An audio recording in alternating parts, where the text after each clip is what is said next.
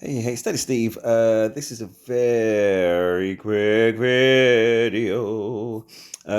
It's just showing the psychological effects, which I have to accept now, of arranged fighting, aka the siege.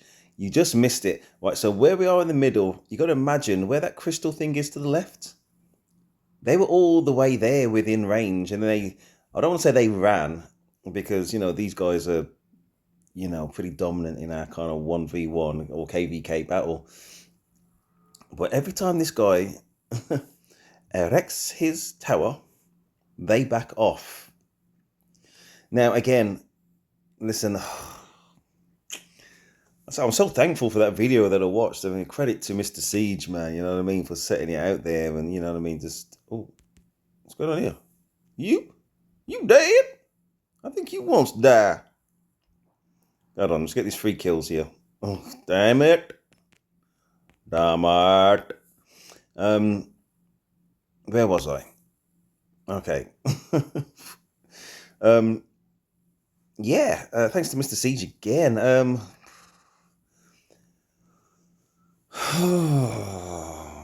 So here he is. Credit to you, Red Panther, as well. I'm not quite sure why you're being so cautious, young man. But yeah, you just fight from range, and you don't take your hospital stays where it is, and then you get those the free damage on the opposition. Yeah, all right. So I've got these 2 troops selected. Obviously, we're on territory.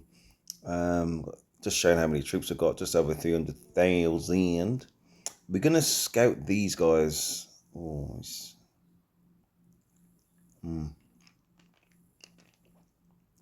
he's hidden his troops, which probably means he's got 400,000. We'll find out when we look at the report. If you're asking why I'm rolling with 2 and not 3 armies, in case you are. Okay, so Lancelot is going for, and I'm aware that I don't want to give these guys enough free kills, basically, because there's too many. Lancelot is going for a health rune. Joan of Arc is going at a altar, waiting for honor points. I can't remember what she's called. My resource gatherer, currently in the middle. If you look on the right hand side, the middle of the right hand side, she's gathering gold. So I could go an extra army. Maybe I will. And I've got Juan and ZL.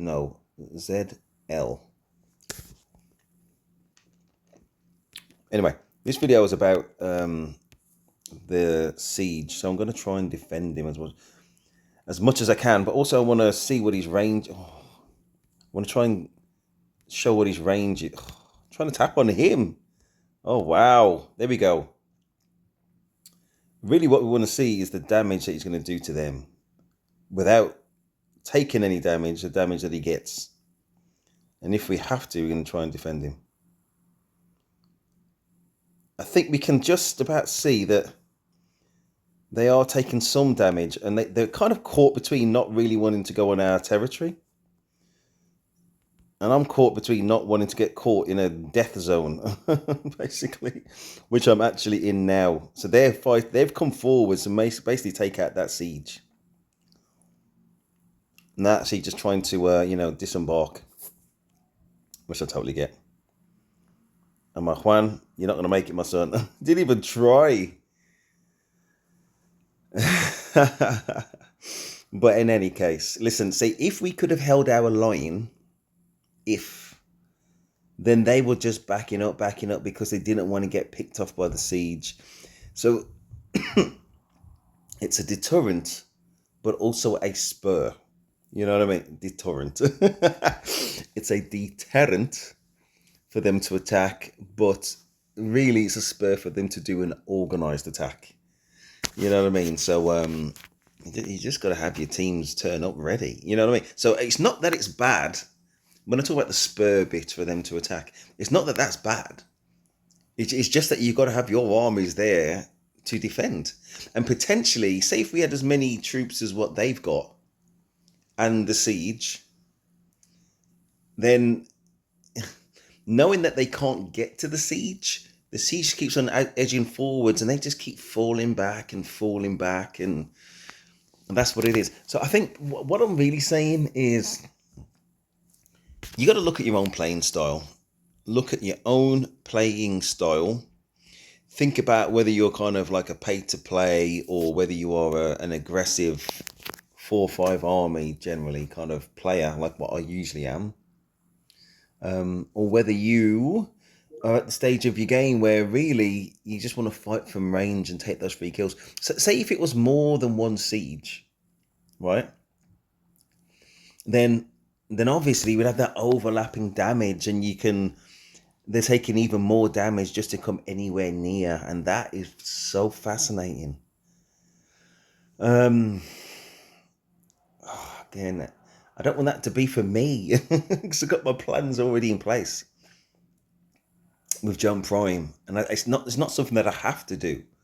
I think for where I'm coming from in the game, and saying anybody who's kind of mid-level, I'm probably low mid-level pay to play, then we should be leading the line. But I think anybody who's low spend probably should consider Siege, basically, and you'll have a massive potential impact on KVK, and you can do it from a safe distance.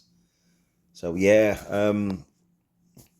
another Siege battle. All right, so just trying to see what I'm looking for is there a chance? And I haven't spoken to Red Panther, basically. I didn't know he was going to be there. I just kind of literally finished work a minute ago. It's 5:33 and I finished work at 5:30. So just literally logged on not that long ago. Just another Siege video. I think a very, very important Siege video. So what he could do again, I was going to say he could perhaps set up out of range, but it takes about 8-9 seconds. It's 9 seconds to go up and down, which is 18 seconds. With that many troops seeking you out because you're attacking them from range, you ain't going to live. So that's probably why he's not come out again. But, definitely a very interesting video. One of the most important videos I've done. I recently did a rankings video of where I rank different factions. You know what? Definitely archers. Some different archers. Definitely infantry. You obviously got your Huan Yu, which has got the silence. You got too many area of effect. And then you got your ZLs, your archers, basically with the Herman primes. It's more of the same as it. And then you got your Joan Prime. I'm talking about the Cows now. Kind of puts them in third place. And I know people got time for Nevsky, who's a single damage commander at the end of the day, even though he's got that defense debuff for more than one. And it's obviously very proactive in terms of it gives that health boost outside of Alliance territory, which is we're never going to turn it down. Tactically, though, if you've already got it covered with archers and cav, whatever you want to do, is it? And this is very controversial. I don't want to pay anybody off. It's just my point of view. Which is in third place? Is it going to be Siege? In this scenario, given, as I said, that infantry and archers have got the area of effect covered, or was it Siege? Now, for me, it would still definitely be cavalry number 3, because I've got the resources, I've got the money, basically, and I got the commanders to do it. So for me, yes, still Siege number 5. But for very low spenders, I think it would be infantry. Then maybe Siege. Just because you can't go in there taking all the hits and the kills and the damage and filling up your hospital. So you're going to have to think about what you can do with one army. And you can have several armies with infantry. You can have your Luce, you got your Scipio, you got your Guan Yu. Am I forgetting anybody? Anyway, there's three potential armies right there. Your fourth army could be Siege. I'm talking about the people who don't have the resources, don't have the speed ups. You're not going to go with 5 armies. You might not even go with 4, even if you could. Very interesting. Again, thanks again to Mr. Siege. I think it gives very important range to different people's games, depending on what they want to spend and what they can contribute. And having it, maybe if Siege is your second prioritized faction, it buys you time once that's in place that you can then fund all your other armies following my strategy or my recommended strategy of VIP 14, 3 golden heads per day, otherwise known as 21 golden heads per week, plus all the other events. We got apologies. So we got what is it called again? Because I was talking about typing, that's what happened. I've got the Karak Semi right now, so obviously I've got a guaranteed additional 12 heads. So this week, instead of 21, I'm going to have 33. You know what I mean? And there's other events, to kind of give away those gold heads. You've got to be tactical about it, not to be confused with testicle. Anyway, please oh, yes. I never even said at the start. I need your support. The only thing I never ask for funds. I never ask for anything other than to do one thing. I get thousands of views overall. I just need you to make sure, please, you click on the icon, click on subscribe, 100% free. Even if you turn off the notifications, then do it. Or if you just see the title, you think, okay, yeah, I want to subscribe. I don't want to watch that video because it's not relevant to me in my stage of my game. 100% fine. That's all I ask. Anyway, please like, subscribe there, Steve, and I am out.